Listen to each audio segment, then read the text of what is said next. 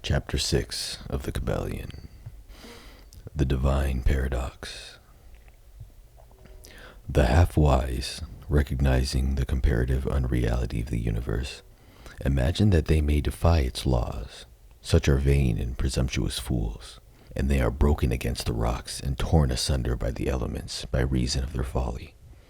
The truly wise, knowing the nature of the universe, use laws against laws, the higher against the lower, and by the art of alchemy transmit that which is undesirable into that which is worthy, and thus triumph. Mastery consists not in abnormal dreams, visions, and fantastic imaginings, or living, but in using the higher forces against the lower, escaping the pains of the lower planes by vibrating on the higher. Transmutation, not presumptuous denial, is the weapon of the master, the Kybalion. This is the paradox of the universe, resulting from the principle of polarity which manifests when the all begins to create. Hearken to it, for it points the difference between half-wisdom and wisdom. While to the infinite all, the universe, its laws, its powers, its life, its phenomena, are things witnessed in the state of meditation or dream. Yet to all that is finite, the universe must be treated as real, and life and action and thought must be based thereupon accordingly, although with an ever understanding of the higher truth, each according to its own plane and laws. Were they all to imagine that the universe were indeed reality, then woe to the universe, for there would be then no escape from the lower to higher, divineward. Then would the universe become a fixity, and progress would become impossible. And if man, owing to half-wisdom, acts and lives and thinks of the universe as merely a dream, akin to his own finite dreams, then indeed does it so become for him, and like a sleepwalker he stumbles ever around and around in a circle, making no progress and being forced into awakening by last his falling. At last by his falling bruised and bleeding over the natural laws which he ignored. Keep your mind ever on the star, but let your eyes watch over your footsteps, lest you fall into the mire by reason of your upward gaze. Remember the divine paradox, that while the universe is not, still it is. Remember ever the two poles of truth, the absolute and the relative. Beware of half-truths. What Hermetists know as the law of paradox is an aspect of the principle of polarity. The Hermetic writings are filled with references in the appearance of paradox in the consideration of the problems of life and being. The teachers are constantly warning their students against the error of omitting the other side of any question, and their warnings are particularly directed to the problems of the absolute and the relative, which perplex all students of philosophy, and which cause so many to think and act contrary to what is generally known as common sense. And we caution all students to be sure to grasp the divine paradox of the absolute and relative, lest they become entangled in the mire of the half-truth. With this in view, this particular lesson has been written. Read it carefully. The first thought that comes to the thinking man after he realizes the truth that the universe is a mental creation of the all is that the universe and all that it contains is a mere illusion, an unreality, against which the idea his instincts revolt. But this, like all other great truths, must be considered both from the absolute and the relative points of view. From the absolute viewpoint, of course, the universe is in the nature of an illusion, a dream, a phantasmagoria, as compared to the all in itself. We recognize this even in our ordinary view, for we speak of the world as a fleeting show that comes and goes, is born and dies, for the element of impermanence and change, finiteness and insubstantiality must ever be connected with the idea of a created universe when it is contrasted with the idea of the all, no matter what may be our beliefs concerning the truth of both. Philosopher, metaphysician, scientist, and theologian all agree upon this idea. and the thought is found in all forms of philosophical thought and religious conceptions, as well as in the theories and the respective schools of metaphysics and theology. So, the Hermetic teachings do not preach unsubstantiality of the universe in any stronger terms than those more familiar to you, although their presentation of the subject may seem somewhat more startling. Anything that has a beginning and an ending must be, in a sense, unreal and untrue, and the universe comes under the rule in all schools of thought. From the absolute point of view, there is nothing real except the all, no matter what terms we may use in thinking of or discussing the subject, whether the universe be created of matter, or whether it be a mental creation in the mind of the all. It is unsubstantial, non-enduring, a thing of time, space, and change. We want you to realize this fact thoroughly before you pass judgment on the Hermetic conception of the mental nature of the universe. Think over any and all of the other conceptions and see whether this be not true of them. But the absolute point of view shows merely one side of the picture. The other side is the relative one. Absolute truth has been defined as things as the mind of God knows them, while relative truth is things as the highest reason of man understands them. And while to the all the universe must be unreal and illusory, a mere dream or a result of meditation, nevertheless, to the finite minds forming a part of that universe, and viewing it through mortal faculties, the universe is very real indeed, and must be so considered. In recognizing the absolute view, we must not make the mistake of ignoring or denying the facts and phenomena of the universe as they present themselves to our mortal faculties. We are not the all, remember.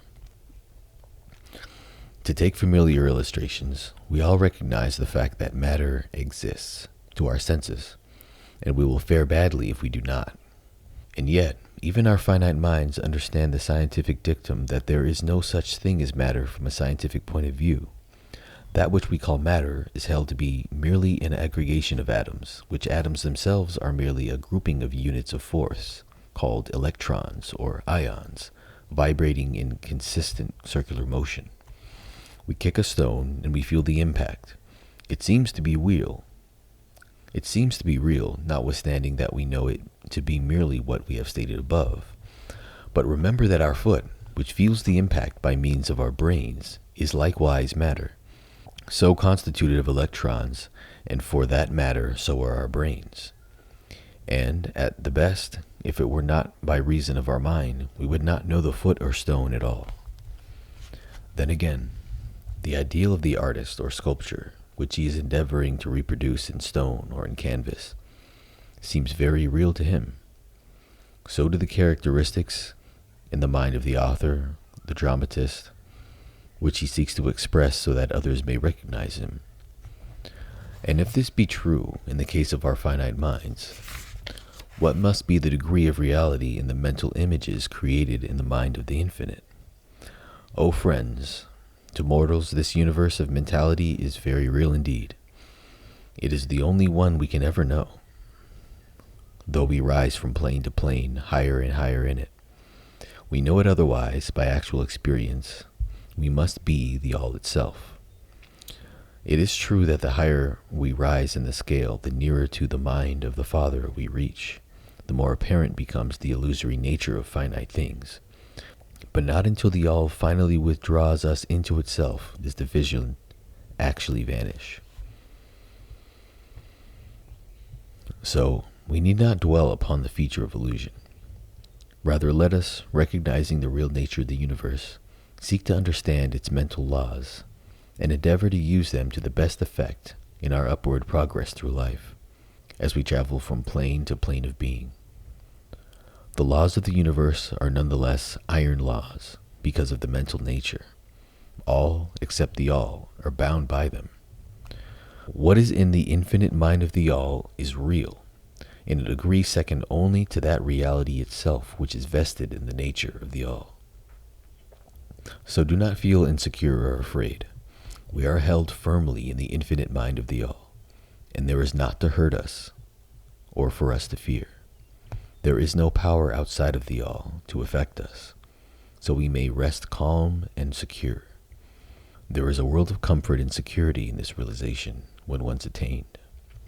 Then, calm and peaceful do we sleep, rocked in the cradle of the deep, resting safely in the bosom of the ocean of infinite mind, which is the All. In the All, indeed, do we live and move and have our being.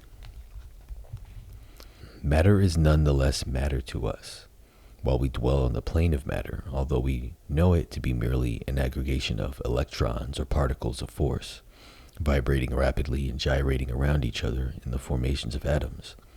The atoms in turn vibrating and gyrating, forming molecules, which latter in turn form larger masses of matter. Nor does matter become less matter when we follow the inquiry still further and learn from the Hermetic teachings that the force, of which the electrons are but units, is merely a manifestation of the mind of the All, and like all else in the universe is purely mental in its nature. While on the plane of matter, we must recognize its phenomena. We may control matter, as all masters of higher or lesser degree do, but we do so by applying the higher forces. We commit a folly while we attempt to deny the existence of matter in the relative aspect. We may deny its mastery over us, and rightly so, but we should not attempt to ignore it in its relative aspect, at least so long as we dwell upon its plane. Nor do the laws of nature become less constant or effective when we know them likewise to be merely mental creations. They are in full effect on various planes. We overcome the lower laws by playing still higher ones, and in this way only. We cannot escape law or rise above it entirely. Nothing but the All can escape law, and that because the All is law itself, from which all laws emerge. The most advanced masters may acquire the powers usually attributed to the gods of men, and there are countless ranks of being in the great hierarchy of life whose being and power transcends even that of the highest masters among men to a degree unthinkable by mortals. But even the highest master and the highest being must bow to the law and be as nothing in the eye of the All, so that if even these highest beings, whose powers exceed even those attributed by men to their gods, if even these are bound by and are subservient to law, then imagine the presumption of mortal man, of our race and grade, when he dares to consider the laws of nature as unreal, visionary, and illusory, because he happens to be able to grasp the truth that the laws are mental in nature and simply mental creations of the All. Those laws, which the All intends to be governing laws, are not to be defied or argued away. So long as the universe endures, will they endure. For the universe exists by virtue of these laws, which form its framework and which hold it together. The Hermetic principle of mentalism, while explaining the true nature of the universe upon the principle that all is mental, does not change the scientific conceptions of the universe, life, or evolution. In fact, science merely corroborates the Hermetic teachings. The latter merely teaches that the nature of the universe is mental, while modern science has taught that it is material, or, of late, that it is energy, in the last analysis. The Hermetic teachings have no fault to find with Herbert Spencer's basic principle, which postulates the existence of an infinite and eternal energy from which all things proceed. In fact, the Hermetics recognize in Spencer's philosophy the highest outside statements of the workings of the natural laws that have ever been promulgated, and they believe Spencer to have been a reincarnation of an ancient philosopher who dwelt in ancient Egypt thousands of years ago, and who later incarnated as Heraclitus, the Grecian philosopher who lived BC 500. And they regard his statement of the infinite and eternal energy as directly in line with the Hermetic teachings, always with the addition of their own doctrine that his energy is the energy of the mind of the All. With the master key of the Hermetic philosophy, the student of Spencer will be able to unlock many doors of the inner philosophical conceptions of the great English philosopher, whose work shows the results of the preparation of his previous incarnations. His teachings regarding evolution and rhythm are in almost perfect agreement with the Hermetic teachings regarding the principle of rhythm. So, the student of Hermetics need not lay aside any of his cherished scientific views regarding the universe. All he is asked to do is grasp the underlying principle of the all is mind. The universe is mental, held in the mind of the all. He will find that the other 6 of the 7 principles will fit into his scientific knowledge and will serve to bring out obscure points and to throw light in dark corners. This is not to be wondered at when we realize the influence of Hermetic thought on the early philosophers of Greece, upon whose foundations of thought the theories of modern science largely rest. The acceptance of the first Hermetic principle, mentalism, is the only great point of difference between modern science and Hermetic students. And science is gradually moving toward the Hermetic position, and is groping in the dark for a way out of the labyrinth into which it has wandered in its search for reality. The purpose of this lesson is to impress upon the minds of our students the fact that, to all intents and purposes, the universe and its laws and its phenomena are just as real, so far as man is concerned, as they would be under the hypotheses of materialism or energism. Under any hypothesis, the universe and its outer aspect is changing, ever-flowing, and transitory, and therefore devoid of substantiality and reality. But, note the other pole of the truth, under any of the same hypothesis, we are compelled to act and live as if the fleeting things were real and substantial.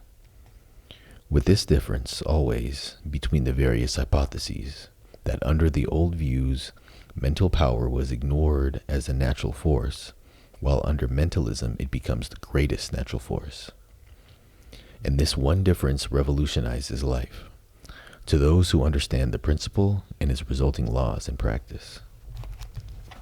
So, finally, students all grasp the advantage of mentalism and learn to know, use, and apply the laws resulting therefrom, but do not yield to the temptation which, as the Kybalion states, overcomes the half-wise, and which causes them to be hypnotized by the apparent unreality of things, the consequence being that they wander about like dream people, dwelling in a world of dreams, ignoring the practical work of life and man. The end being that they are broken against the rocks and torn asunder by the elements by reason of their folly. Rather follow the example of the wise, which the same authority states, use laws against laws, the higher against the lower, and by the art of alchemy transmute that which is undesirable into that which is worthy, and thus triumph.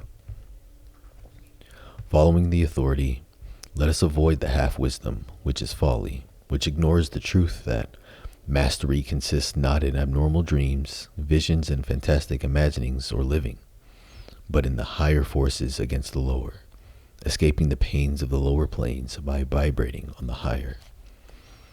Remember always, student, that transmutation, not presumptuous denial, is the weapon of the master. The above quotations are from the Kybalion, and are worthy of being committed to memory by the student. We do not live in a world of dreams, but in a universe which, while relative, is real so far as our lives and actions are concerned. Our business in the universe is not to deny its existence, but to live, using the laws to rise from lower to higher, living on, doing the best that we can under the circumstances arising each day, and living, so far as is possible, to our highest ideas and ideals. The true meaning of life is not known to men on this plane, if indeed to any, but the highest authorities and our own intuitions teach us that we will make no mistake in living up to the best that is in us, so far as is possible, in realizing the universal tendency in the same direction, in spite of apparent evidences to the contrary. We are all on the path, and the road leads upward ever, with frequent resting places. Read the message of the Kybalion, and follow the example of the wise, avoiding the mistake of the half-wise, who perish by reason of their folly.